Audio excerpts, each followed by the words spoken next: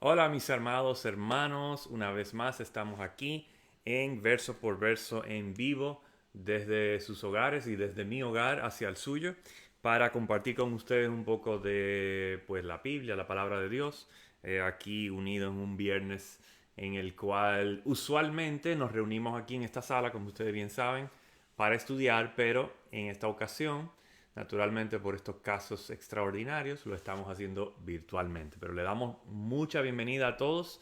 Siéntense tranquilos. Vamos a compartir juntos. Vamos a ir examinando la palabra verso por verso como hacemos. Le damos la bienvenida a que coloquen sus comentarios durante el estudio. No molesta para nada si colocan en medio del estudio, porque yo voy a hacer varias pausas para ir revisando los comentarios e interactuando con ustedes. Quiero darle la bienvenida a los que ya se hicieron presentes.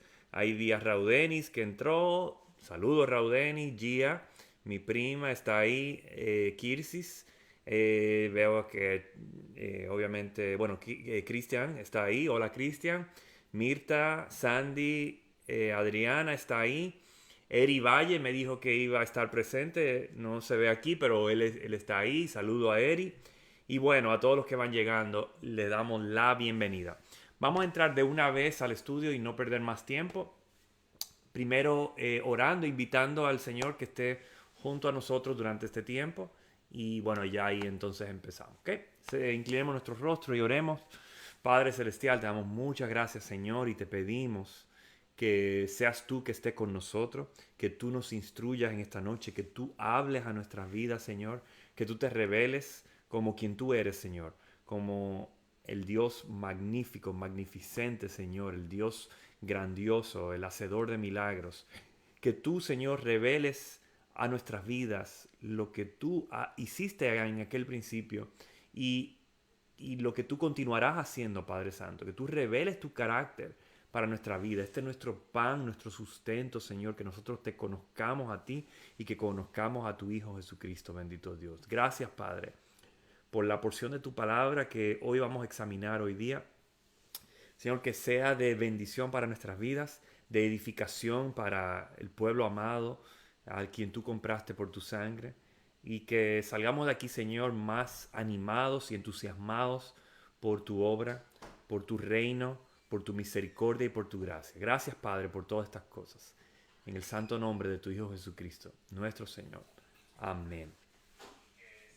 Muy bien, entonces vamos a empezar ahora con un breve repaso de Hechos capítulo 4, que fue la porción que examinamos la última vez que estuvimos juntos, Hechos 4. Vamos a hacer un breve repaso rápidamente.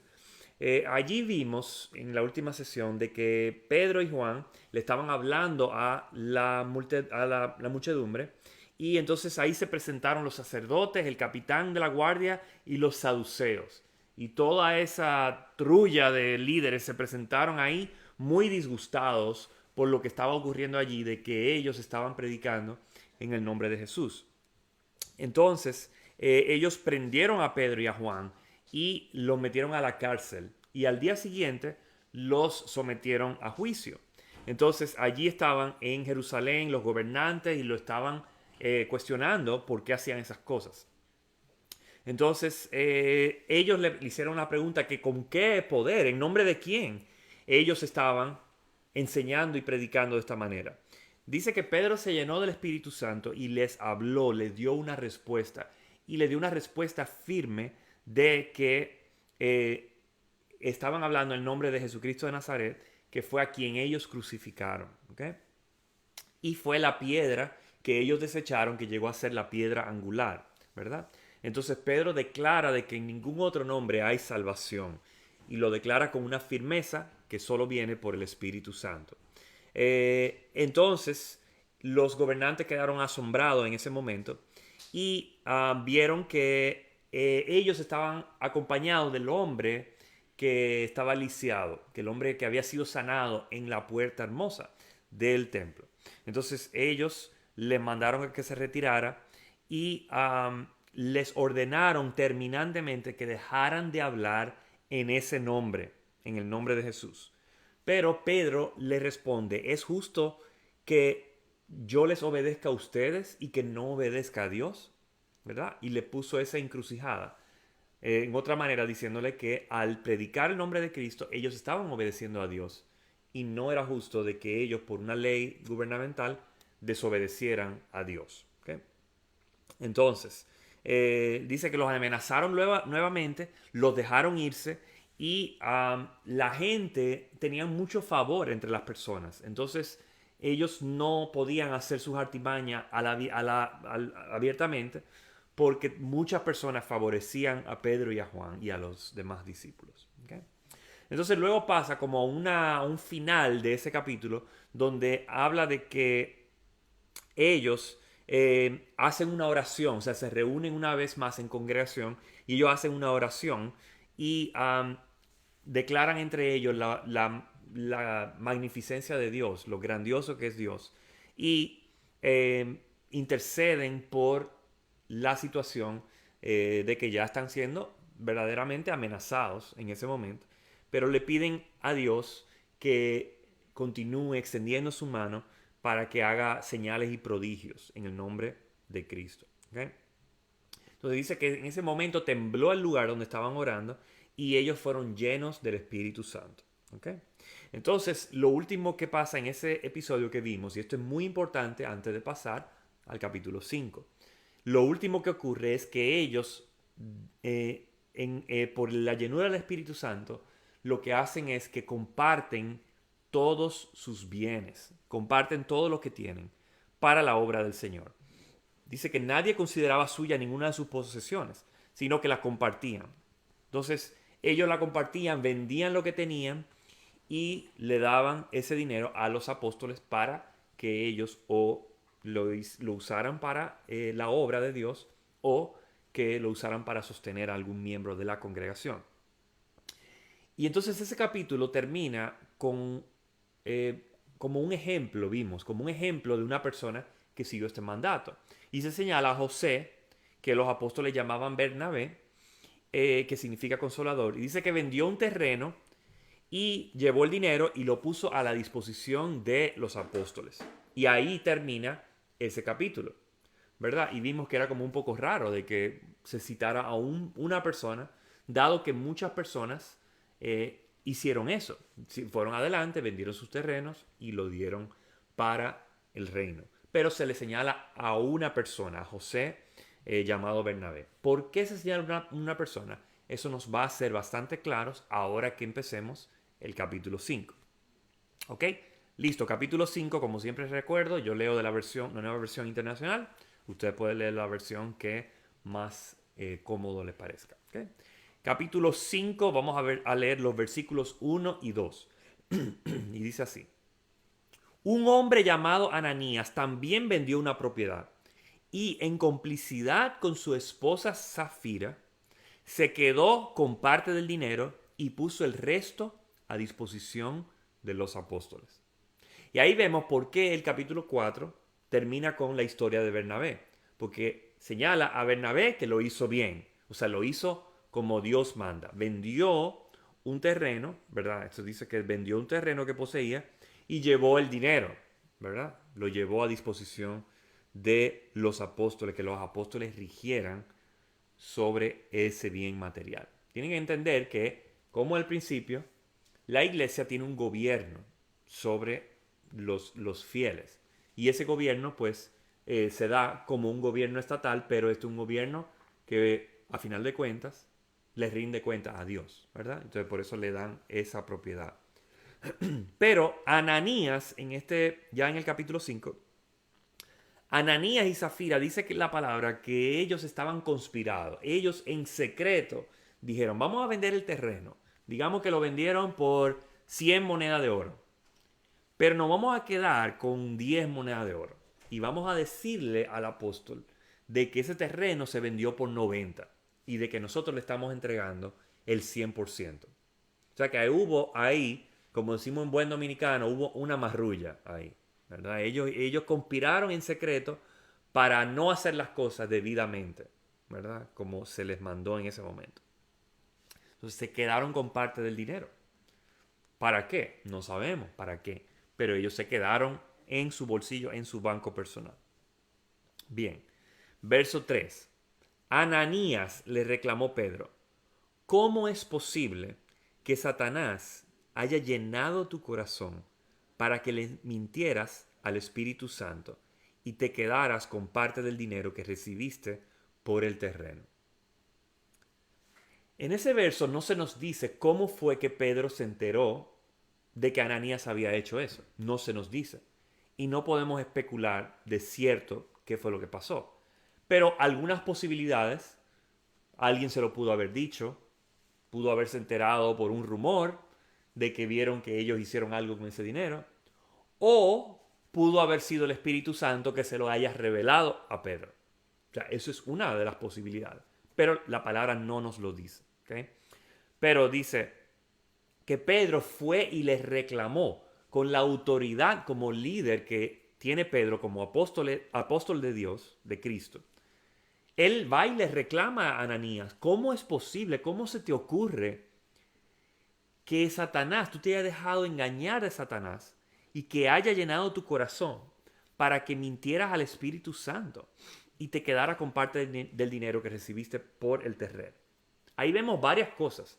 Una de ellas, que Satanás le haya llenado su corazón para mentir, ¿verdad? Eso se parece mucho a cuando Satanás, o sea, la serpiente estaba en el huerto de Edén, ¿verdad? Donde, donde ellos estaban, pues la serpiente le dice a Eva que coma de la fruta y Eva procede a comer, le da a su esposo Adán de la fruta y luego Dios dice: ¿qué hicieron? ¿Por qué hicieron eso? ¿Por qué desobedecieron? Y la mujer lo primero que dice fue la serpiente. La serpiente me engañó, ¿verdad? O lo primero que pasa es que Adán le dice: la mujer me engañó. Y la mujer luego dice: la serpiente me engañó. Y de hecho, o sea, sí, se dejaron engañar de la serpiente, pero eso no los exculpa de su responsabilidad. Y eso es lo que vemos aquí, que Satanás le llena su corazón para que ellos mientan y hagan eso de forma engañosa, pero ellos son responsables de sus acciones. Y entonces dice que parte de ese engaño era mentir al Espíritu Santo.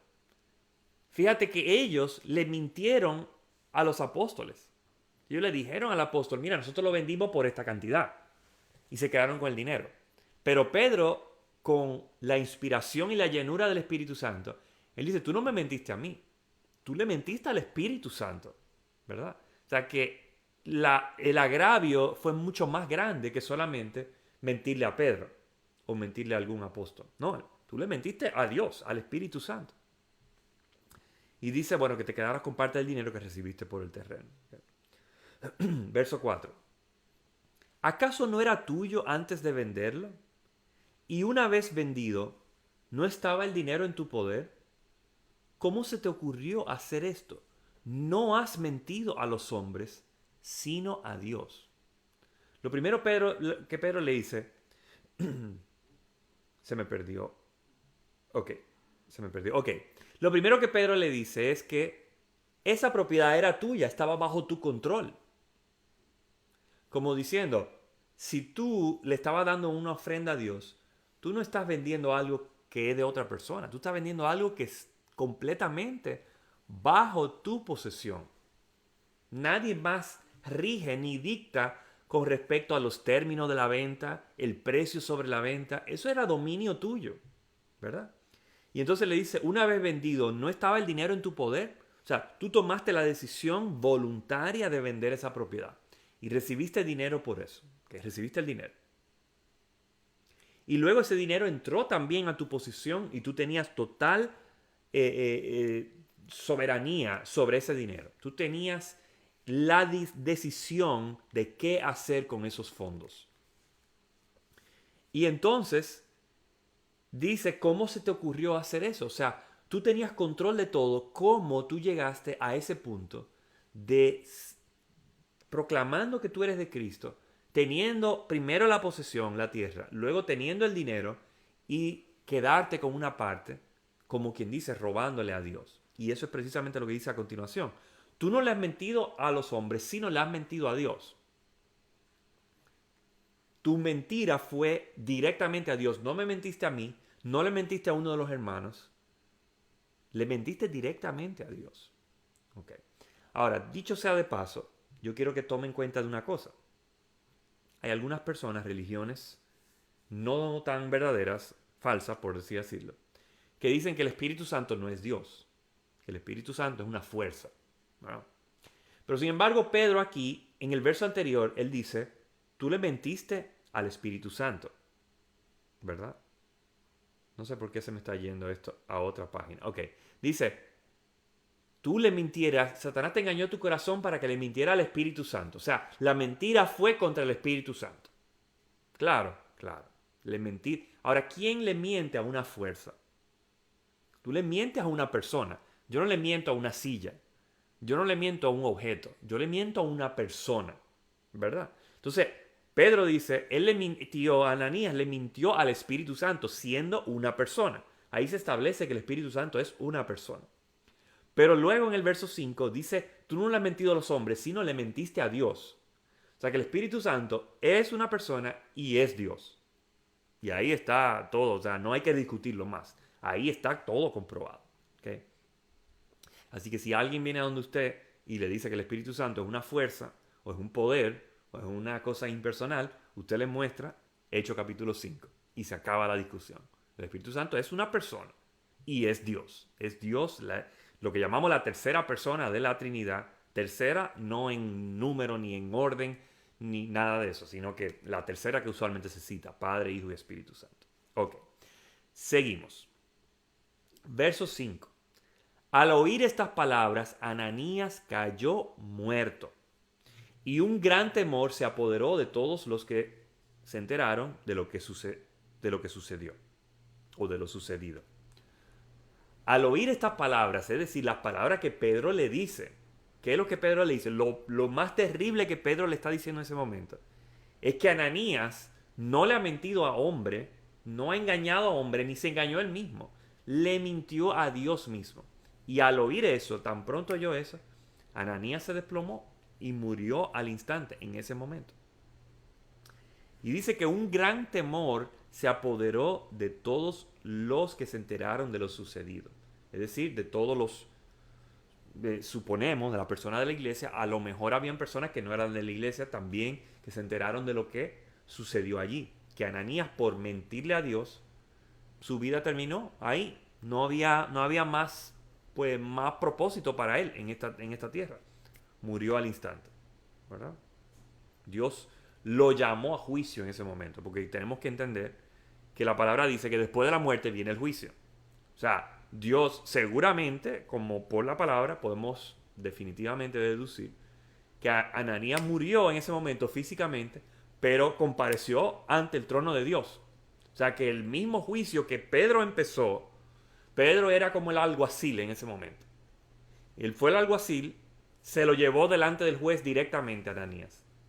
Y Dios lo cuestionó. ¿Y cuál será el veredicto? Solamente Dios sabe. Pero Dios lo llamó a la sala de la corte inmediatamente. No es sorpresa de que las personas se atemorizaran del terrible, vamos a decir, la terrible consecuencia que ocurrió en ese momento. ¿Okay? Y vieron la mano de Dios, que es un Dios de amor, pero es fuego consumidor también cuando tiene que hacerlo. ¿Okay? Verso 6. Entonces se acercaron los más jóvenes, envolvieron el cuerpo y lo llevaron y le dieron sepultura. ¿Ya? Ellos honraron el cuerpo de Ananías, lo envolvieron y lo sepultaron. Pero ya Ananías no estaba ahí. Ananías estaba delante del trono de Dios. ¿Verdad? Estaba delante del juicio. Ok. Verso 7. Unas 3 horas más tarde entró la esposa, sin saber lo que le había ocurrido. Ahora, esta esposa es Safira, la que al principio del capítulo se le dice que Ananías conspiró con ella. O sea, ella era cómplice de esto que había pasado. Y Safira entra de lo más campante, sin saber lo que está pasando. Un momento de novela de televisión. Lo menos que ella se imaginaba era que, número 1, lo habían hallado. a Ananías y por ende a ella. Y número 2, que Ananías estaba muerto, ella estaba viuda sin saberlo. Y ella entra ahí al salón. Verso 8. Dime, le preguntó Pedro, ¿vendieron ustedes el terreno por tal precio? Sí, dijo ella, por tal precio. Pedro una vez le cuestiona, pero fíjate cómo interesante que Pedro cuestiona a Zafira de una manera diferente que a Ananías. A Ananías le dijo, ¿cómo es posible que tú hicieras eso? ¿Cómo es posible que teniendo algo bajo tu control tú lo vendas? A Zafira, él lo está cuestionando con respecto a las decisiones particulares de la artimaña que ellos hicieron. Esto es muy interesante porque nosotros entendemos por la palabra de que hay una relación complementaria entre el hombre y la mujer. El hombre siendo la cabeza de su familia y la mujer siendo, desde el principio se le llama así, la ayuda idónea, ¿verdad? No es una sorpresa, por ejemplo, en mi casa, mi esposa se sabe todas las particularidades de las decisiones que vamos a hacer. Por cuánto se cotizó tal cosa, cuánto fue que se pagó por esto. Mi esposa sabe todas esas cosas. Yo a veces lo único que sé es la palabra final, si se va a hacer o no se va a hacer, ¿verdad? Y Pedro le cuestiona en la medida del complemento de cada uno. Al hombre le cuestiona, ustedes hicieron esto, ¿cómo es posible que ustedes... Tú eres responsable de lo que se hizo, ¿verdad? Pero a Zafira le pregunta la particularidad. ¿Es verdad que ustedes vendieron por este precio? Y va hacia esas decisiones como logísticas alrededor de esta artimaña. Creo que era algo interesante que podemos deducir del pasaje.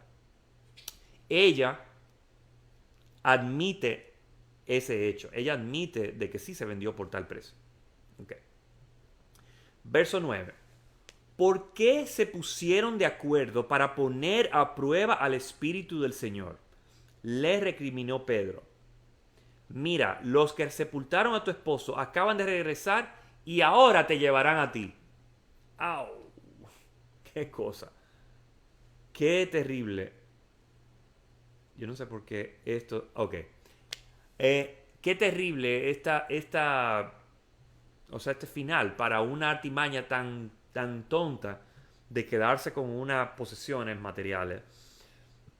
Pero Pedro lo primero que le dice es ¿por qué? ¿Cuál razón estuvo detrás de poner a prueba al Espíritu del Señor? Una vez más, vemos la esencia personal del Espíritu Santo. Y se le llama aquí el Espíritu del Señor. ¿Okay? Nadie pone a prueba una almohada, nadie pone a prueba una muleta, un vaso de agua. Tú pones a prueba a una persona, ¿verdad? Tú pones a prueba a un individuo, una persona. Y Pedro dice, ¿por qué ustedes pusieron de acuerdo? ¿Por qué se pusieron de acuerdo para poner a prueba a la persona del Espíritu del Señor? Otro rasgo personal de Dios en su Espíritu Santo. Y dice que lo recriminó Pedro. Y ahí Pedro les revela lo terrible del paradero de su esposo. Y dice, los que sepultaron a tu esposo acaban de llegar de la sepultura y dice que ahora te van a llevar a ti. O sea, la misma consecuencia, el mismo paradero de Pedro le va a caer encima a Zafira también. Verso 10. En ese mismo instante ella cayó muerta a los pies de Pedro.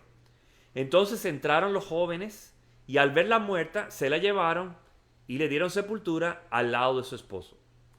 Y un gran temor se apoderó de toda la iglesia y de todos los que se enteraron de estos sucesos. Okay. Vemos algo muy paralelo a lo que pasó con Ananías. Ananías cayó muerto en el momento que Pedro terminó de hablar. Vinieron las personas, se lo llevaron a sepultar y las personas quedaron atemorizadas. Eso mismo vemos que sucede con Zafira. Cayó muerta a los pies de Pedro, entraron los jóvenes, se la llevaron, le dieron sepultura al lado de esposo, marido y mujer, muertos y ante la presencia de Dios, enjuiciados inmediatamente. Y dice que un gran temor se apoderó de toda la iglesia, igual que con Ananías. y todos los que se enteraron de este suceso también estuvieron atemorizados. Por este pasaje vemos un par de cosas. Uno, que a pesar de que estos roles de hombre, de marido y mujer eran complementarios, o sea, eran diferentes, y las responsabilidades y la forma en que Pedro cuestionó sus responsabilidades eran un poquito diferentes, su consecuencia como pecado al fin fue igual. Fue la misma responsabilidad por su pecado. Fue exactamente la misma. O sea que vemos que una cosa no exculpa a la otra. La mujer no pudo haber dicho, no, pero el hombre era la cabeza. O él no pudo haber dicho, no, pero ella fue la que hizo la artimaña, ella fue que le puso el precio. Ninguno podía acusar al otro. Ambos fueron culpables y responsables por sus pecados. ¿Okay? Y el temor se apoderó de toda la iglesia. Un temor santo, pienso yo, ¿verdad? Temor en la iglesia no necesariamente quiere decir algo malo, ¿verdad? En este contexto. Como por ejemplo, vemos en Isaías capítulo 6, cuando el profeta Isaías se presenta delante de Dios y ve la presencia de Dios. Y dice que ve a los querubines que rodean el trono de Dios y dicen santo, santo, santo. ¿Qué dice Isaías en ese momento? Isaías dice, ay de mí, que soy un pobre pecador, que yo debería estar muerto en este momento. Lo que le infunde es un temor en ese momento, pero un temor al ver la grandeza y la santidad de Dios y lo pequeños que somos nosotros, ¿verdad? Y yo entiendo que esto es lo que estamos viendo aquí. Estamos viendo de que ellos en ese momento ven qué grande es la barra de santidad que Dios espera de nosotros y qué tan corto quedamos nosotros cuando obramos en nuestra propia carne. Y lo que eso nos infunde es un temor un temor de reverencia, un temor de que yo no quiero fallarle a Dios, ¿verdad? ¿Tiene sentido? Ok, antes de entrar al verso 12 voy a ver si hay algún comentario, si alguien ha comentado. Wow, mucha gente está presente. Bienvenidos a todos los que entraron después de que yo empecé.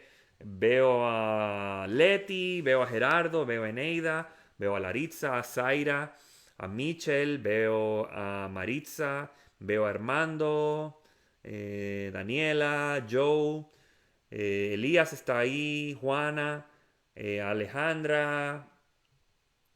Eh, ok, dice Mitchell, creyendo que no lo iban a saber, pero esto nos muestra que podemos mentirle a las personas, pero a Dios nunca, exactamente. Eh, eh, Chava dice, muy interesante que lo que él decía, el autor, en los capítulos anteriores que compartían, todo no era una ley. Bueno, no sé, Chava, qué tú decías con eso. No entendí muy bien tu comentario. A lo mejor soy yo. Ok. Michelle dice gracias a Dios por su misericordia. Amén. Pastor Glenn parece que entró un momento. Bueno, dice Chava que Dios tenga misericordia de las personas que buscan brillar en la iglesia usando el dinero o sus habilidades, buscando mérito y reconocimiento. Exactamente. Ineida dice que quiere decir que los dos estaban de acuerdo con decir la mentira a Pedro. Exacto. Selim, bienvenida. Dice muchas bendiciones. La extrañamos. También te extrañamos a ti. Elías dice muy buena enseñanza. Bueno, gloria al Señor. Ligia está ahí, bienvenida. Miriam, Coranis está ahí. Eneida dice, creo que Pedro le dio otra oportunidad a Zafira para que se arrepintiera y no lo hizo, aún viendo lo que su esposo hizo, no se arrepintió. Se pudiera intuir eso, realmente un buen punto, de que Pedro a la hora de cuestionarle, ella no se retractó de lo que hizo, no pidió perdón ni nada de eso. Pudo haber sido. Estaba convencida de su maldad en ese momento, de su atrevimiento en ese momento, ¿verdad? Ok, dicho sea de paso, tú sabes que las iglesias como la nuestra hablamos acerca del diezmo, de nuestra responsabilidad de diezmar, que representa el 10%, ¿verdad? Dar el 10% de lo que percibimos como ingreso. Y muchas personas dicen, bueno, pero el diezmo es del Antiguo Testamento. Quizá no está explícitamente en el Nuevo Testamento. Sí lo está, Pero lo que vemos en Hechos es el ejemplo de que ellos vendían todo, el 100%. O sea, ¿qué tú quieres? ¿Hacer 10% o quieres el 100%? Tú eliges, ¿verdad? Tú puedes elegir. El 10% viene siendo como el mínimo que nosotros debemos ofrendar, pero tú puedes ofrendar todo lo que tú quieras, ¿verdad? Dios no va a rechazar al dador alegre, ¿verdad? Pero en esta iglesia Dios le dice, tiene que dar todo lo que tenía, ¿verdad? Y así lo hicieron los hermanos que tenían la posibilidad y que el Señor los movía a hacer. Okay. Verso 12. Por medio de los apóstoles ocurrían muchas señales y prodigios entre el pueblo, y todos los creyentes se reunían de común acuerdo en el pórtico de Salomón. Okay. Dice que continuaban esas señales, esos prodigios entre el pueblo por medio de los apóstoles de Cristo. O sea, estaban designados a que Dios hiciera grandes milagros, que vamos a ver algún ejemplo un poco más adelante. Y dice que ellos se reunían de común acuerdo en el pórtico de Salomón, que era uno de los pórticos del templo. Y ellos allí hacían, hacían congregación, hacían iglesia, ¿verdad? Iban al templo, decía al principio de hecho que iban todos los días, pero decía que era como un lugar predilecto para ellos reunirse en el pórtico de Salomón. Verso 13. Nadie entre el pueblo se atrevía a juntarse con ellos, aunque los elogiaban. Interesante lo que dice eso, que la gente le tenía como un temor tan reverencial a la iglesia que ellos no se atrevían a reunirse, pero tenían buena estima con respecto al pueblo, a los no creyentes, ¿verdad? No estamos hablando de la iglesia, estamos hablando de las personas que no son creyentes. Tenían buena estima, pero la gente no se atrevía a juntarse con ellos, ¿verdad? Interesante ese verso, no, usualmente no le prestamos atención a eso, de que yo no sé si a usted le ha pasado que usted se reúne con un no creyente y dice, ay, no voy a decir malas palabras porque tú sabes, que tú eres cristiano. O tú sabes, yo hago tal cosa, pero yo no voy a hablar mucho porque tú eres cristiano y no te quiero faltar el respeto, tú ves. Es como que respetan lo que tú haces, pero no quieren formar parte de lo que tú eres, ¿verdad? Algo así es lo que ocurre cuando tenemos buena estima con respecto al pueblo, pero la gente no llega al punto de decir yo quiero dar mi corazón, yo quiero venir en arrepentimiento, en fe, a formar parte de este cuerpo, ¿verdad? Algo así estaba ocurriendo aún en esos tiempos. Muy interesante. Ok. Verso 14. Y seguía aumentando el número de los que confiaban en el Señor.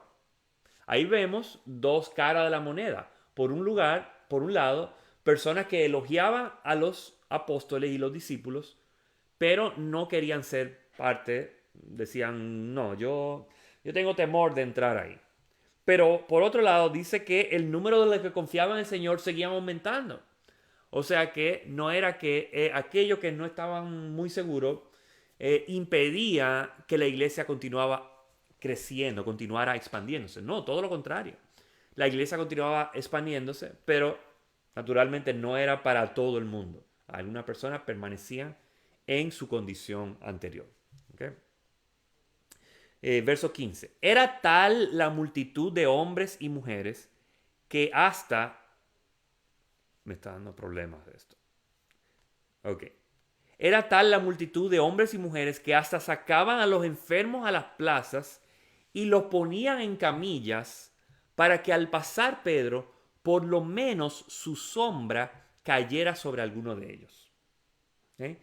Había una multitud tan grande, una muchedumbre tan grande, que la gente decía, pues vamos a poner a los enfermos en camilla alrededor del camino para que aunque Pedro no se detenga, no le imponga las manos, no ore por ello, que por lo menos la sombra le caiga por encima y que ellos puedan sanarse, ¿verdad? Aquí no dice, como dice el corito, que por la sombra de Pedro los enfermos se sanaban. Aquí no lo dice. Pero eso, digamos que era lo que la gente entendía, que vamos a ponerlo en camilla, que cuando pase la sombra, a ver si por lo menos así se sana, ¿verdad? Ahora, eso me hace recordar el pasaje cuando venía esa señora que tenía el problema con el flujo de sangre. Y ella decía, si por lo menos toco el borde de su manto, yo sé que voy a ser sanado. Y Jesús le dice, yo sentí que alguien me tocó porque sentí virtud que salió de mí. Y él reconoce a la mujer y él le dice de esta forma, tu fe te ha sanado. Jesús no le dice, porque tú tocaste el borde de mi manto, te sanaste. Él dice, la fe que tú tenías de que por tocar el borde del manto de Cristo, el Mesías, esa fe te dio el paso, abrió el paso de que Dios te sanara. Tu fe te ha sanado. Y yo digo que la misericordia y la gracia de Dios, quizás muchos de los que estaban ahí, que la sombra de Pedro pasaba, quizás se sanaban, pero no era por la sombra. Era porque su fe les sanaba, ¿verdad? Porque escuchaban y estaban pendientes al mensaje, a la predicación de Pedro, que predicaban el nombre de Cristo, y tenían esa fe para ser sanados, ¿verdad? Así que, de igual manera, porque aquí no dice que todo lo que la sombra le pasaba por encima se sanaban, de igual manera algunos tenían fe en la sombra y no fueron sanados, ¿verdad? Porque ¿quién se sana porque tiene fe en una sombra, en un fenómeno físico de la luz? ¿Me entienden? Nada, o sea, eso no es lo que sana. Pero el Dios sanador, ese sí sana. Entonces, era la fe de ellos. Dependiendo de la fe, entonces ahí pues se producía la sanidad. Verso 16. También de los pueblos vecinos a Jerusalén acudían multitudes que llevaban personas enfermas y atormentadas por espíritus malignos, y todas eran sanadas. Es decir, se hizo saber, o sea, se corrió la voz a los pueblos vecinos, ¿verdad? Pueblos vecinos a Jerusalén, de que mira, ahí se están reuniendo todos los días, ahí se está haciendo predicación, campaña de sanidad, liberación, ¿verdad? Entonces dice que ellos venían de los pueblos, hacían su travesía, que quizá eran millas de distancia, y traían personas enfermas y personas endemoniadas, ¿verdad? Atormentadas por espíritu maligno. Y todas eran sanadas. ¿Okay? Todos los que traían eran sanados. ¿Okay? Verso 17. El sumo sacerdote y todos sus partidarios que pertenecían a la secta de los saduceos se llenaron de envidia. Okay. El sumo sacerdote, los líderes, una vez más, recuerda que en el capítulo anterior vimos los líderes que venían y estaban muy frustrados, muy enojados. Y dice que aquí ahora no solamente están frustrados, sino que ahora están envidiosos. Envidiosos porque la escritura no lo dice, pero lo que entendemos, lo que se sobreentiende, que están envidiosos por la multitud y la atención que ellos están acarreando. Atención, que lo que entendemos es que los saduceos no tenían esa atención ya. Ya no eran tan populares. Se creían los populares, se creían los letrados, los doctores en la ciencia, en la letra, en la ley, pero no acarreaban la multitud como las personas que venían con un corazón humilde, buscando que el Señor los bendijera, buscando sanidad, buscando liberación. Entonces ellos tenían envidia. Ok. Verso 18. Entonces arrestaron a los apóstoles y los metieron en la cárcel común. Una vez más, ellos lo meten en la prisión. Yo creo que la segunda vez en Hechos que vemos que lo meten en la prisión solamente porque ellos están haciendo lo que hacen los apóstoles, que es predicar en el nombre del Señor, sanar a los enfermos, hacer la obra de Dios. Y una vez más, ¡pum!, caen presos. Ok. Verso 19. Pero en la noche un ángel del Señor abrió las puertas de la cárcel y los sacó. Voy a seguir con el 20. Vayan, les dijo, preséntense en el templo y comuniquen al pueblo todo este mensaje de vida. Ok. Ellos son prisioneros, pero ya no hacen como vimos en el capítulo 4, que ellos amanecen presos y al día siguiente los traen ante el juicio. No, esta vez los ponen presos y antes de que amanezca, ya de noche, viene un ángel y él abre las puertas de la cárcel. Y eso me hace recordar el ángel que se le aparece sentado en la piedra cuando María va a visitar el sepulcro del Señor. Y el ángel aparentemente movió la piedra, ¿verdad? Los ángeles tienen la capacidad de interactuar con objetos físicos, objetos en el plano natural. Y entonces ahí dice que un ángel vino y abrió las puertas de la cárcel y los permitió liberarlos. Ok, el ángel hizo algo ilegal ahí, porque ellos estaban presos por la autoridad. No, la autoridad de ellos era ilícita, porque ellos lo aprisionaron por ninguna razón, ellos eran inocentes, ellos simplemente estaban predicando. Lo arrestaron por envidia, lo aprisionaron por envidia. Ese fue un abuso de poder. Ellos lo aprisionaron de forma ilícita. O sea que lo que el ángel hizo fue justo, liberarlo, porque ellos no tenían por qué estar presos. ¿Verdad? ¿Tiene sentido? Ok. Verso 20. Vayan, les dijo, preséntense en el templo y comuniquen al pueblo todo este mensaje de vida. Ya yo lo había leído. Entonces el ángel le dice, vayan. O sea, el ángel le comunica, le habla directamente a ellos. Una aparición plena. Y le dice, vayan al templo y comuniquen al pueblo todo este mensaje de vida. Es de noche en ese momento, pero él le está diciendo, vayan al templo. No era el templo de día, el templo no se de noche, perdón. El templo no se abría de noche, se abría de día hasta una hora prudente que cayera el sol. O sea que se sobreentiende que era que vayan al templo al día siguiente. Ok, voy a tomar un poco de agua, me excusan. En mi vaso feo, como diría mi esposa. Ok. Conforme a lo que, verso 21, conforme a lo que habían oído, al amanecer entraron en el templo y se pusieron a enseñar.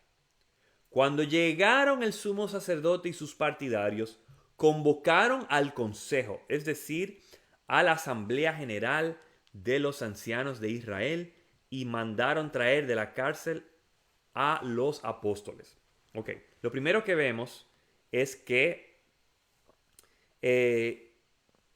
conforme a lo que ellos habían oído, a oído del ángel, ¿verdad? Al amanecer, ellos fueron al templo, ¿verdad? Lo que el ángel les dijo que hiciera.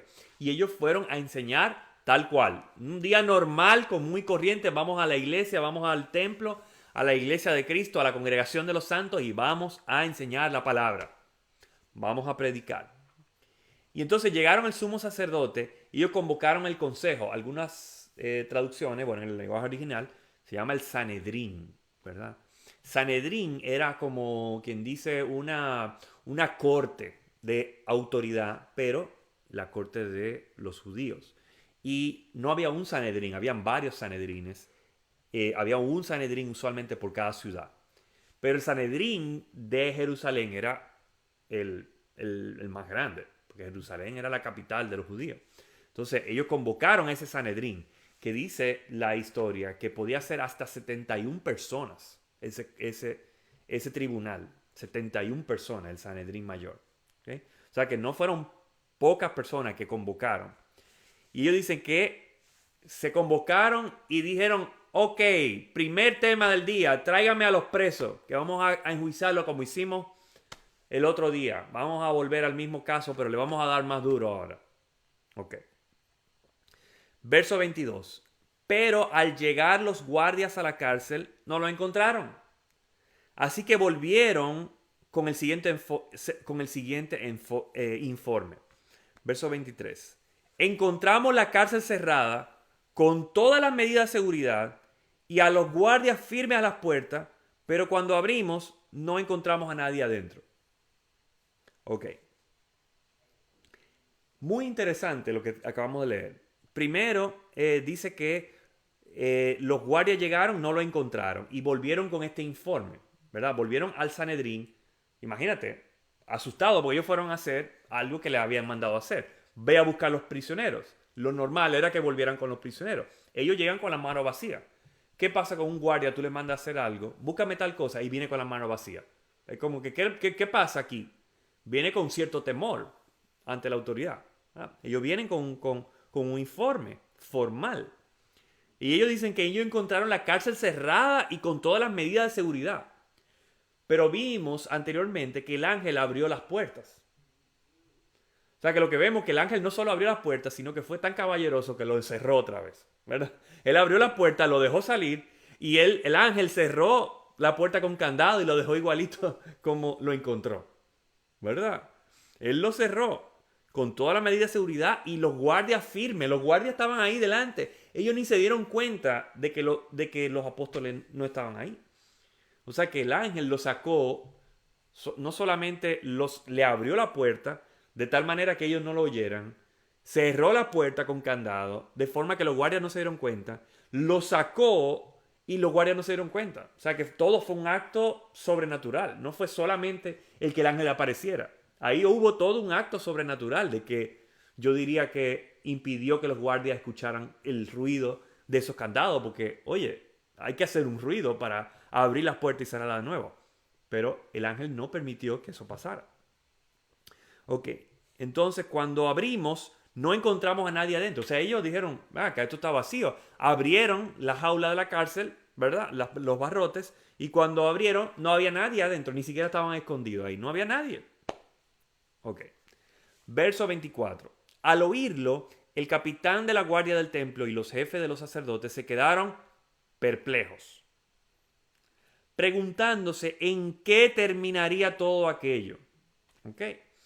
El capitán de la guardia que estaba ahí en el Sanedrín, o sea, estaba ahí en el medio de la corte, delante de por lo menos 71 personas, y vienen los guardias con la mano vacía, dan esta explicación de que esto fue como Houdini, ¿verdad? Esto fue peor que Houdini, porque estaba cerrado. Houdini se quitaba las cadenas y dejaba todo así. No, esto es peor, esto es algo más increíble que Houdini, porque ellos se salen, no hay nadie adentro y están las puertas cerradas.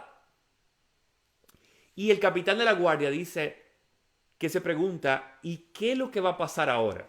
O sea, él por dentro, él se está muriendo por dentro.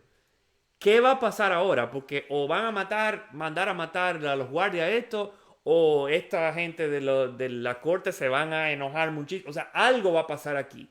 Pero esto está a punto de explotar, ¿verdad? Eso es lo que él se pregunta qué es lo que está pasando. Ok, verso 25. En esto se presentó alguien que les informó, miren, los hombres que ustedes metieron en la cárcel están en el templo y siguen enseñando al pueblo. ¿Verdad? Alguien dijo, hey, mira, yo soy testigo de que esa gente que ustedes están buscando, que estaban en la cárcel, ellos están ahí, en la misma puerta que estaban ayer, en la misma puerta, en el mismo lugar y haciendo exactamente lo mismo que enseñándole al pueblo. Están predicando todavía. Ellos siguen haciendo eso. Ok. Fue entonces, verso 26, fue entonces el capitán con sus guardias y trajo a los apóstoles sin recurrir a la fuerza, porque temían ser apedreados por la gente. ¿Ok? Ahora viene el capitán de la guardia que dijo, yo no sé qué es lo que va a pasar. Los guardias que vienen con las manos vacías. Y todos ellos van con toda la fuerza armados. Pero ellos van y ellos no recurren a la fuerza. Ellos tenían todas las razones por las cuales, o sea, humanamente hablando, sentirse, y esto es freco, vamos a entrarle a golpe. Vamos a entrarle a golpe por freco porque se salieron de la cárcel. Pero ellos lo que sienten es un temor. Ellos sienten un temor, no a Dios. Ellos sienten un temor a la gente. Siendo guardias y estando armados, ellos dicen, si nosotros maltratamos a esta gente, con esta muchedumbre que hay aquí, con esta multitud que les rodea, a nosotros nos van a caer a pedra. Nos van a caer a piedra, porque la gente obviamente tiene favor hacia ellos. ¿Tiene sentido? O sea que ahí podemos ver, y en muchos otros lados de la escritura, de que la fuerza popular era algo que ellos manejaban con mucha delicadeza. Porque si la gente estaba en masa en contra tuya, tu vida peligraba. O sea, no había armamento, no había armadura, no había casco que tú te pusieras. A ti te podían caer a piedra, tú sabes, miles de personas a pedrada. Y, o sea, tú morías al instante, no había otra cosa, ¿me entiendes? Entonces, ellos tenían temor. Verso 27. Los condujeron ante el consejo y el sumo sacerdote les reclamó. Ahora, ellos los condujeron amigablemente. amigo, vamos para la corte, tranquilo. O sea, ellos no a la fuerza, sino que le hacen una recomendación eh, esforzada, una recomendación enfatizada. Amigo, vamos para allá, vamos a resolver esto, ¿verdad? Tranquilo, sin echar la fuerza. Entonces, el sumo sacerdote, que era uno de los miembros del Sanedrín, naturalmente, del consejo, les reclama, verso 28. Terminantemente les hemos prohibido enseñar en ese nombre. Sin embargo, ustedes han llenado a Jerusalén con sus enseñanzas y se han propuesto echarnos la culpa a nosotros de la muerte de ese hombre. Oye, o sea, el hombre está enojado y mira cómo habla de esa forma como tan, digamos que tan llana. Y dice, nosotros le prohibimos a ustedes, ya lo prohibimos, eso fue lo que vimos en el capítulo 4, nosotros les prohibimos hablar en ese nombre. Y sin embargo, ustedes me están llenando el pueblo, me están llenando la capital con enseñanzas, como si fuera una pandemia de enseñanza de Cristo. Ustedes me están llenando esto y se está pegando uno con nosotros la enseñanza de esto. Y más personas se están sumando a los números de ustedes. Y no solo eso, sino que ustedes están empecinados en que nosotros somos los culpables de que ese hombre, ese hombrecito aquel, ese tipo que dijo que era el Mesías, ese tipo que dijo que era el Señor, que era el Hijo de Dios, que nosotros lo matamos a él. ¿Verdad? Esa es una forma que ellos están hablando. Ustedes se han propuesto, ustedes insisten en echarnos la culpa a nosotros. Claro, Pedro, eso es lo que estaba haciendo en todas sus predicaciones. Ustedes son los responsables. Pedro no los exculpaba, pero Pedro sabía que él era la piedra angular. Él era el Mesías, el Hijo de Dios.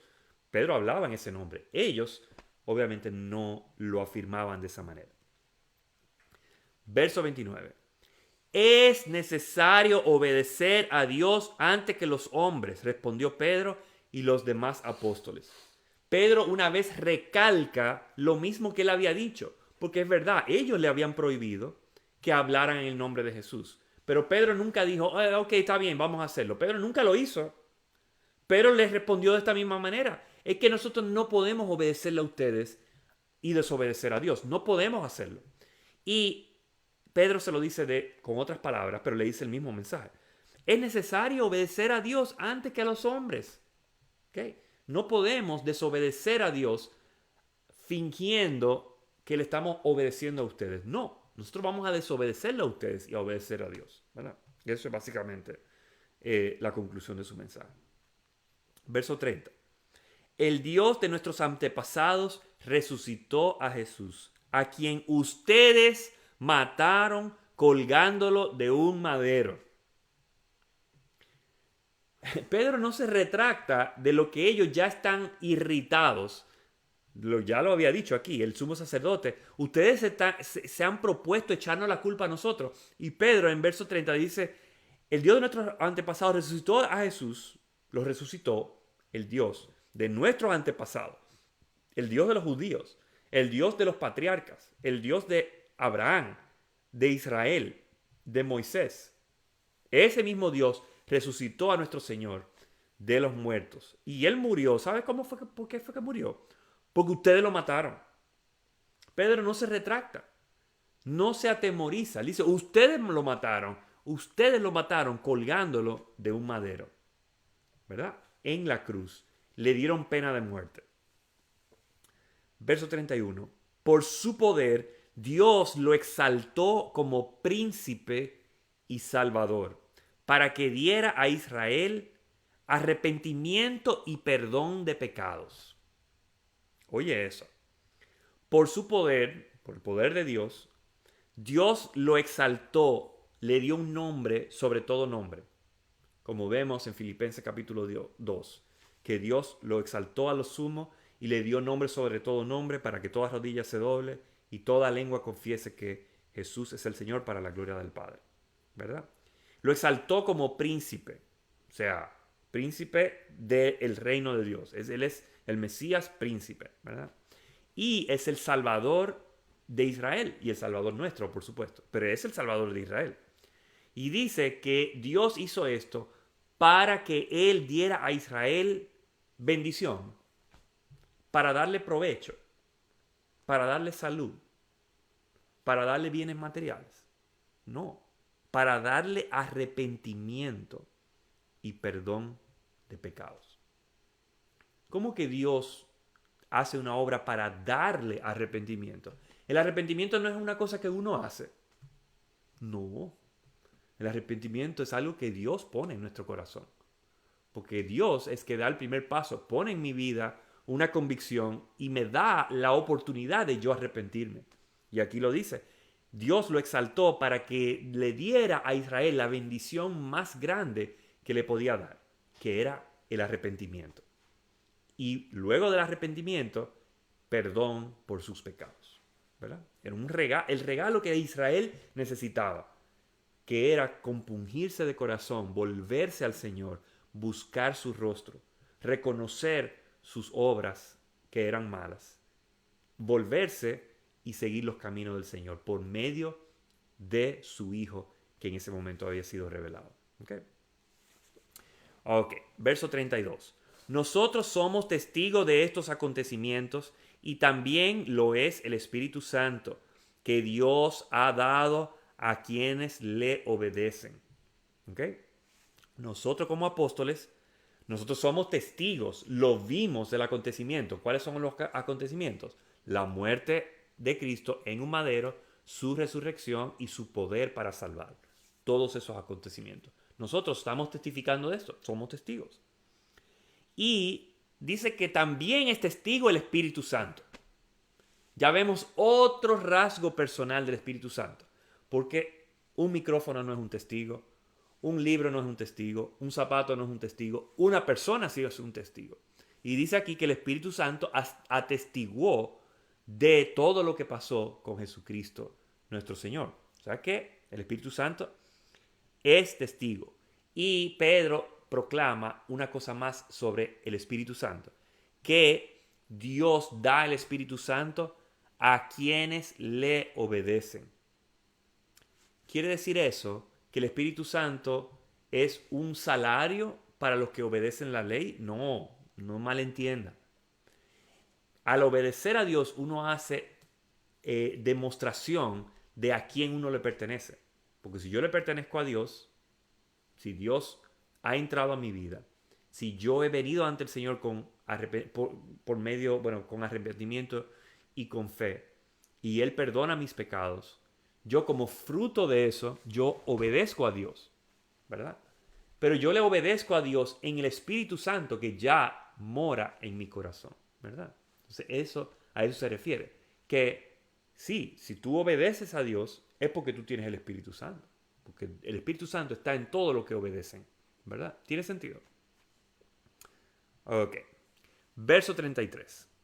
A los que oyeron esto se les subió la sangre a la cabeza y querían matarlos. Estaban irritados, estaban insultados. Se les subió la sangre a la cabeza, se pusieron rojos como un tomate. ¿Verdad?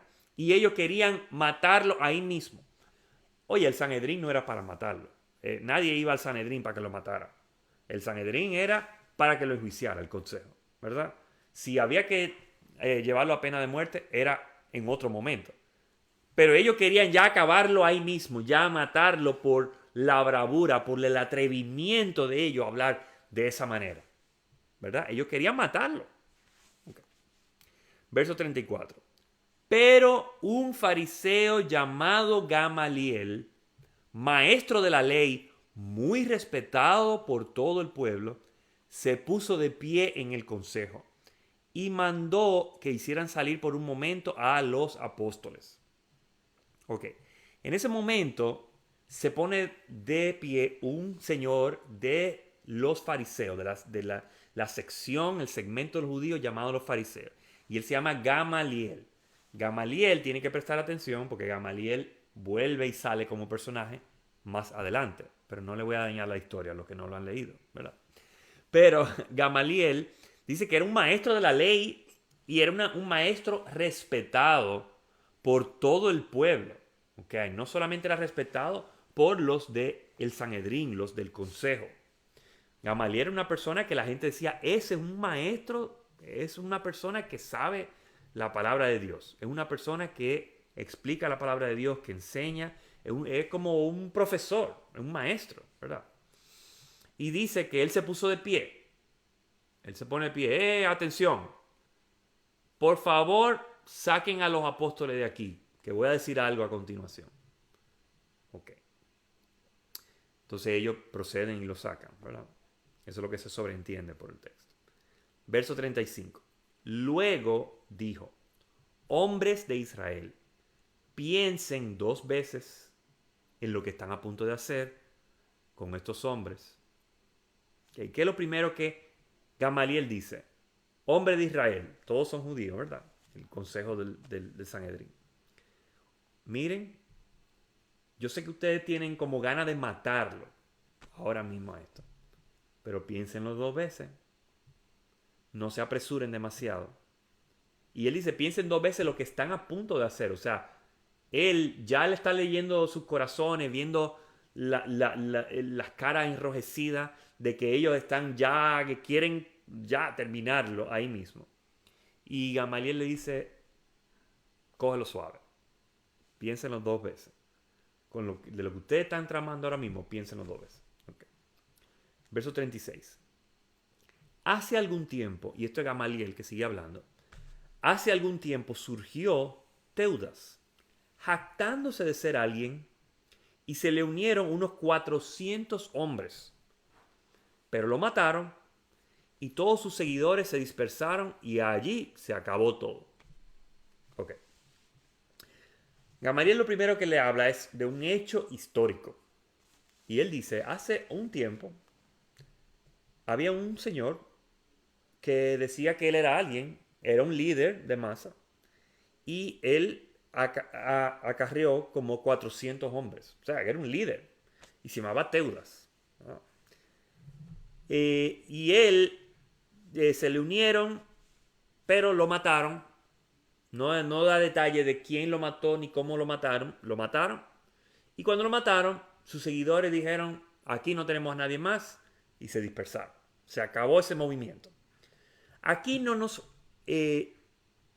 se nos identifica si Teudas tenía un movimiento militar, un movimiento, digamos que, de sublevación contra el gobierno, o si era un movimiento religioso, como quien dice un falso mesías. No nos dice. O pudo hacer una combinación de todas. Lo cierto era que él era un líder y la gente lo siguió. De igual forma quizá los molestó a esta gente, pero Teudas muere y ahí se acabó el movimiento de Teudas. Se acabó porque no tenía nadie quien seguir. Ok. Verso 37. Después de él surgió Judas el Galileo en los días del censo y logró que la gente lo siguiera. A él también lo mataron y todos sus secuaces se dispersaron. Ok. Ahí Gamaliel dice, después vino otro movimiento y su líder se llamaba Judas el Galileo. ¿Verdad? Judas era un nombre muy común en esa época. Pero este era un Judas que venía de Galilea. Y dice que en los tiempos del censo, no sabemos que si este era el censo del cual se habla al principio de Lucas. Yo creo que Lucas capítulo 4 o 5. Yo tiendo a pensar como que sí, como que este era el mismo censo, es decir, que era en los principios o antes del ministerio de Cristo. O sea, que no había pasado mucho tiempo. Pero Judas el Galileo logró que la gente lo siguiera. Aquí no se identifica si eran 400 o menos o más, pero sí tenía una masa significativa. Y dice que a él lo mataron también, y de nuevo tampoco se nos dice cómo fue que murió, pero dice que ahí mismo se acabó el movimiento de Judas. Se acabó porque el líder está muerto. O sea, se parece mucho como a los movimientos políticos de muchos países, ¿verdad? Donde se levanta un caudillo, ese caudillo muere y ya se fragmenta ese movimiento. Ahí quedó, porque ese movimiento seguía vivo siempre y cuando el líder quedaba vivo. ¿Verdad? Ok. Verso 38. Este es Gamaliel todavía hablando. En este caso, les aconsejo que dejen a estos hombres en paz. Suéltenlos. Si lo que se proponen y hacen es de origen humano, fracasará. Sigo leyendo. Pero si es de Dios, no podrán destruirlos y ustedes se encontrarán luchando contra Dios. Muy interesante lo que Gamaliel dice, porque lo primero que él dice es, yo le aconsejo, basado en la historia de lo que pasó. Miren, nosotros le acabo de citar a Teudas, le acabo de citar a Judas, le acababan de matar a su líder y ese movimiento no iba para ningún lado. No iba para ningún lado porque ellos seguían al líder, el líder se murió y ya. Aquí tenemos otra secta cuyo líder también se murió, ¿verdad? Y si esto es de hombres, o sea, suéltenlo. Primero él dice, él apela a su conciencia, le dice, suéltenlo, déjenlo ir, no pierdan su tiempo con esto. Nosotros tenemos otras materias más importantes que tratar. Suéltenlo, porque si lo que ellos hacen es humano, como Teuda y Judas el Galileo, ¿verdad? Si este movimiento es como esto, va a fracasar. Esta gente está muy activa, reuniendo gente, pero tarde o temprano eso se va a ir para nada, se va a volver nada. Pero si es de Dios, no podrán destruirlos. Y ustedes se van a encontrar en la terrible situación de que al pelear contra ellos, ustedes están peleando contra Dios. Ahora, ahí se ve la sabiduría de Gamaliel. Gamaliel no se dice que es cristiano, él no se dice que él estaba consciente de lo que ellos estaban haciendo, no. Pero Gamaliel tiene un temor de Dios y tiene una sospecha muy ligera de que posiblemente estos discípulos están predicando la promesa de Israel. Posiblemente lo que Pedro y Juan y el resto de los discípulos están diciendo de que este es el cumplimiento de los profetas, posiblemente tiene sentido. Es posible que sí se haya cumplido esa profecía. Gamaliel no se lo concede, él dice es posible, pero hay que ver por sus frutos. Si ellos persisten, entonces sabemos que es de Dios. Si ellos perseveran, sabemos que es de Dios. Si ellos se fragmentan y abandonan su ministerio, entonces sabemos que eso era simplemente siguiendo un hombre que estaba. ¿Tiene sentido? Entonces ahí viene algo, digamos que un consejo para nuestra vida, algo que nos amonesta.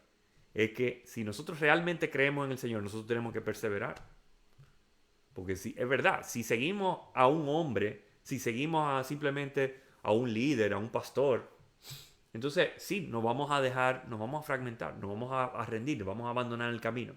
Pero si es verdad que servimos y seguimos al Dios viviente, entonces vamos a mostrarlo por el fruto de la perseverancia. ¿Tiene sentido? Entonces eso mismo que Gamaliel entiende que ellos van a mostrar, si es de Dios, ellos van a mostrar de su autenticidad, su veracidad, por medio de la perseverancia. ¿Ok? Ok. Tú sabes que creo que me está faltando una porción de la palabra en este texto. Déjame antes de seguir para yo no cometer un error. Estamos en el verso 39.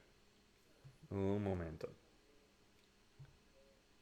En verso 30 y... Ups, estoy en el capítulo equivocado. Discúlpenme, hermano. Estamos en vivo aquí. ¿Ok? En vivo significa que las cosas salen bien, pero algunas veces las cosas salen mal. Mira, aparentemente no me está faltando nada. Ok. Simplemente dice, se dejaron persuadir por Gamaliel. Y yo no había leído esa porción. Ok. Entonces, se dejaron persuadir por Gamaliel, quiere decir que el consejo dijo, tú sabes qué, vamos a pensarlo dos veces, como Gamaliel nos está recomendando a que lo hiciéramos, ¿verdad? Vamos a pensarlo dos veces. Tiene sentido lo que Gamaliel está diciendo. Vamos a darle, quizá por comodidad y por el temor que estamos sintiendo por el pueblo, lo más conveniente es que dejemos que esta gente, soltarlo, y que ese movimiento se muera, ¿verdad? Porque se va a morir, porque ellos lo que están siguiendo es un hombre. Vamos a dejar que esto se muera. Ellos no sabían, o muchos de ellos no creían, que ellos estaban verdaderamente representando al Dios Todopoderoso. Verso 40. Entonces llamaron a los apóstoles y luego de azotarlos, les ordenaron que no hablaran más en el nombre de Jesús. Y después de esto, lo soltaron. O sea, ellos lo iban a soltar. Pero vamos a aprovecharnos de que están aquí y vamos a darle 2 o 3 o 40 latigazos, ¿verdad? Lo azotaron para que ellos sepan quién es la autoridad y de que no hablaran más. Le vamos a dar y no hablen más. Pero lo vamos a soltar, pero le vamos a azotar y lo vamos a amenazar y lo vamos a amedrentar y le vamos a decir que no hablen más en ese nombre. De nuevo, injusto, o sea, ilícito. Lo hicieron una persona inocente. Ok. Realmente indigna leer eso, porque, o sea, lo iban a soltar como quiera, pero ellos seguían empecinados. Ok, verso 41. Así pues, los apóstoles salieron del consejo llenos de gozo por haber sido considerados dignos de sufrir afrenta por causa del nombre. Ellos estaban llenos de gozo, no porque finalmente lo liberaron, no porque tenían de nuevo la oportunidad de llegar a su iglesia, no porque tenían un provecho material, todo eso quizá era real, pero ellos estaban llenos de gozo porque dijeron, wow, Señor, me acaban de dar 40, 30, 20, lo que sea, el número de latigazos en mi espalda. Wow, Señor, tú consideraste que yo fuera digno de sufrir por causa de tu nombre. Y ellos se regocijaban por eso. Wow. Y a veces nosotros sufrimos cualquier cosita, cualquier dolorcito, cualquier persecución y decimos, nos indignamos. Yo soy el primero, te lo confieso. Nos indignamos, ¿cómo puede ser? ¿Cómo puede ser? Eso es injusto. Y no seguimos el ejemplo de estos apóstoles. Dijeron, wow, Señor, yo soy digno de sufrir por tu nombre. De que persiguiéndote a ti, me persigan a mí. De yo representarte de tal manera que como te persiguieron a ti, como te hicieron sufrir a ti, como te condenaron a ti, me están haciendo eso a mí. Wow. Qué ejemplo, qué ejemplo a seguir realmente. Amén. Eso debe ser un ejemplo de humildad, de sencillez, de perseverancia y sobre todo de reverencia al Señor. Un ejemplo de reverencia al Señor, de que si yo sufro por causa del Señor, yo estoy representando a alguien que yo no puedo ni parecerme por más que yo quiera. No puedo hacer nada para parecerme al Señor. Y que el Señor considere que yo sea digno de sufrir por causa de su nombre. Eso es increíble. Que el Señor ponga en nosotros ese corazón. Amén. Verso 42. Y día tras día en el templo y de casa en casa no dejaban de enseñar y anunciar las buenas nuevas de que Jesús es el Mesías. ¿Ya? Que cuando ellos fueron liberados, día tras día en el templo, pero no solo en el templo, también en las casas, de casa en casa, iban de casa en casa, y no cesaban de enseñar. ¿Qué aprendemos de esto? Que ellos perseveraron. Como Gamaliel dijo que era la señal de que Dios estaba con ellos, ellos lo dieron a cabo, lo representaron, ellos siguieron enseñando, siguieron congregándose, siguieron estudiando, unánimes, ¿verdad? No dejaban de enseñar y no dejaban de anunciar la buena nueva, el evangelio, de que Jesús es el Mesías, es el prometido para Israel. Amén. Así que esta es la palabra que teníamos para hoy. Vamos a ver si hay algún comentario de ustedes. Yo leí atrás. Chava aclara su comentario y dice, mi punto es sobre Pedro que le dice a su terreno era de ellos, dando a entender que el compartir su bienes era una opción y no una ley. Bueno, sí, o sea, era algo que ellos se suponía que hicieran como si el Señor movía su corazón. O sea. Gerardo dice un abrazo fuerte a todos de parte de mi esposa y mía. Un abrazo, Gerardo, te queremos mucho y te extrañamos a ti y a Petra. Eneida dice, Pedro sabía que tenía que hacer lo que Jesucristo lo había mandado hacer, sanar enfermos y rescatar a los pecadores y enseñar sobre la fe. Amén, hermano. Amén. Por cierto, sigan poniéndome comentarios, pues yo lo voy a ir leyendo. Ok. Exuani dice, qué bonito ver cómo el bautismo del Espíritu Santo cambia a una persona. Pedro con Jesús no podían sanar enfermos. Y en esa otra época ya las personas tenían fe de sanarse solo con la sombra. Amén. Juana dice que los apóstoles eran obedientes a Dios. Amén. Eso era una marca de ser apóstol y discípulo de Cristo. Ahí veo a Carlos que entró, veo a Wanda que entró. Dios te bendiga, bienvenidas y bienvenidos. Maritza dice, Hechos de los Apóstoles, un cuadro de cómo deberíamos funcionar como iglesia y que debemos estar constantemente alcanzando las almas para el reino de Dios. Amén, que así sea. Cristina se sumó. Hola, Cristina. Joe dice, amén, pastor. Hola, pastor Joe. Mitchell dice, aquí vemos que Pedro, lleno del Espíritu Santo, no tenía temor porque Dios no nos ha dado un espíritu de temor. Amén, hermano. Eso es bíblico. Amén. Gerardo dice, gozo por sufrir a causa del nombre. Amén. Eso es algo para que reflexionemos hoy día. Eneida dice, ellos estaban llenos del Espíritu Santo, fiel a Dios, predicando la palabra. Así es, Eneida. Ok. Gerardo dice, eso de maltratarlo fue como gasolina para ellos. Claro, porque fue como ellos lo maltratan y ellos no lo reciben como una amenaza para dejar de hacer la obra. Todo lo contrario, lo reciben como una verificación, una confirmación de que lo que estamos haciendo está bien. Y si el gobierno lo deja tranquilo, ellos siguen predicando.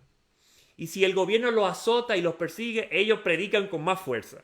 Entonces, ¿qué poder tiene el gobierno contra el pueblo de Dios? ¿Qué poder tiene una autoridad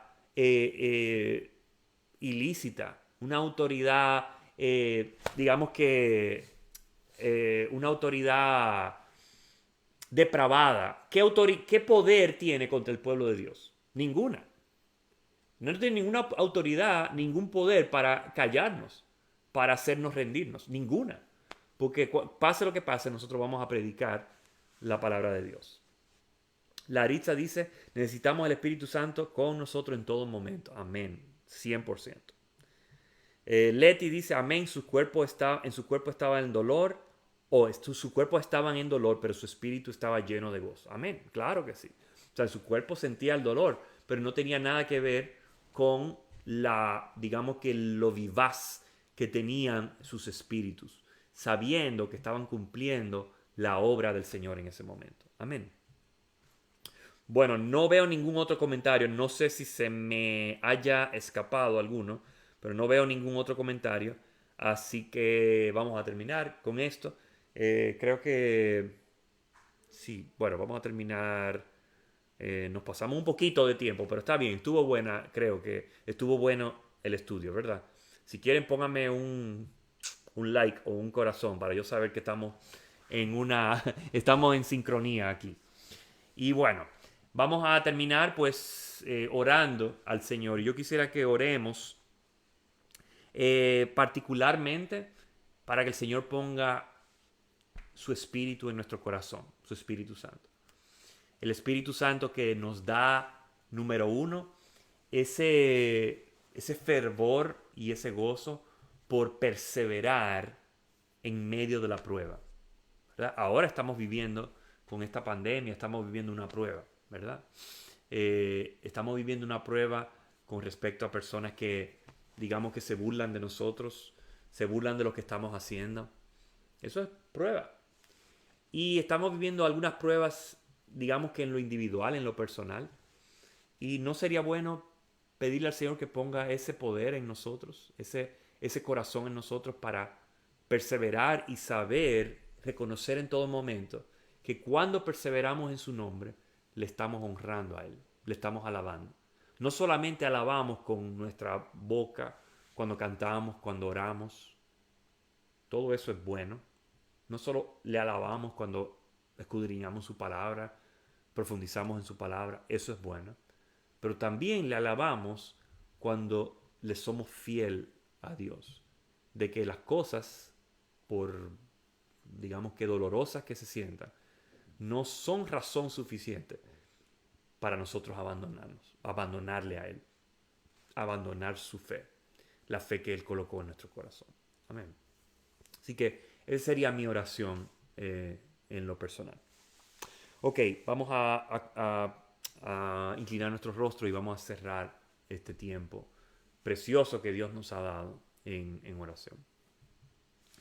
Padre Celestial, te damos muchas gracias, Señor. Gracias, Señor, porque verdaderamente hoy abriste las escrituras ante nuestros ojos, nuestra conciencia, nuestro corazón, de una manera muy colorida.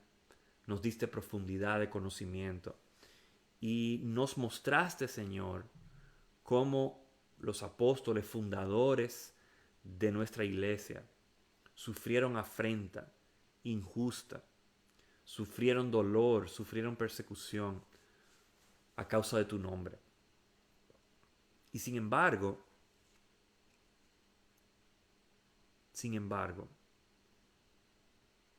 ellos fueron fieles hasta el final. Y no solamente fueron fieles, Señor, sino que, como dice tu palabra, ellos contaron como un privilegio el sufrir por tu causa. Señor, te pedimos que tú nos perdones si en algún momento u otro nosotros hemos sentido dolor, hemos sentido el picor, el punzón de la injusticia, de la persecución, de la burla, de la mofa. Y lo que nos ha dado es ocasión para pelear o para sentirnos disgustados o para insultar a otra persona en vez de ser humilde y de colocar la otra mejilla y de contar como un gozo el privilegio de sufrir por tu nombre. Siendo tú, Señor, Dios Todopoderoso, tú tomaste forma de hombre y tú sufriste en tu propia carne, Señor. Tú sentiste latigazos en tus hombros, tú sentiste los clavos traspasándote las manos.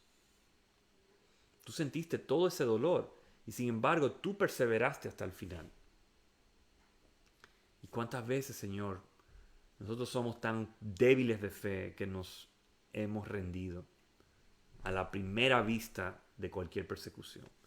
Yo te pido, Señor, que tú pongas ese Espíritu Santo de poder en nosotros, para que nosotros, Señor, podamos perseverar, y no solo perseverar por hacerlo, sino perseverar en gozo, en poder, sabiendo que tenemos un poder de lo alto, Señor, un poder para cumplir tu voluntad, para ver tu nombre exaltado, para ver tu reino expandido. Nosotros tenemos el poder del Espíritu Santo porque hemos creído en ti, hemos depositado en ti toda nuestra confianza. Y tu Espíritu Santo verdaderamente mora y vive en nosotros. Y es por tu Espíritu, Señor, que nosotros podemos perseverar. Nosotros podemos seguir en lo adelante, Señor. Sin mirar atrás, olvidando lo pasado, extendiéndonos hacia el supremo llamamiento en Cristo Jesús. Te damos gracias, Padre, porque verdaderamente hoy tú nos has instruido. Te pido, Padre Santo, por todo corazón, allí en sus hogares, en este momento, que tú continúes guardándole, protegiéndole, que tú continúes edificándole en tu amor y que cada corazón esté plenamente convencido, primero sobre toda cosa, de que tú no te has apartado de ellos. Y número 2, de que nosotros somos tu iglesia. Y aunque no estemos juntos en una misma habitación, aunque no podamos abrazarnos y darnos muestra de afecto como nosotros lo sabemos dar unos con otros. Que somos tu iglesia amada y una iglesia que se ama a sí misma. Y que la promesa, lo que tú empezaste a hacer en nuestra vida, tú eres fiel para terminarlo. Te damos toda la gloria, toda la honra. Amado Señor, te amamos, te bendecimos, oh Señor. Qué privilegio, Señor, de tenerte en nuestros hogares hoy día. Gracias, Señor. Gracias por este tiempo. Gracias, Señor. En el nombre y por el honor de nuestro Señor y Rey Jesucristo. Amén. Amén. Pues gracias, hermanos. Gracias por estar en sintonía con nosotros. Gracias por este tiempo. Fue una bendición para mí y yo espero que para ustedes también. Y nos vemos este domingo aquí mismo en la página de Facebook. Vamos a hacer nuestro servicio dominical a la 1:30 y vamos a seguir sosteniéndonos unos a otros en amor, orando unos por otros y con grandes expectativas de lo que el Señor está haciendo y hará en nuestros medios. Que el Señor me lo bendiga con toda bendición espiritual en Cristo Jesús. Les amamos y que la paz de Dios esté con todos ustedes.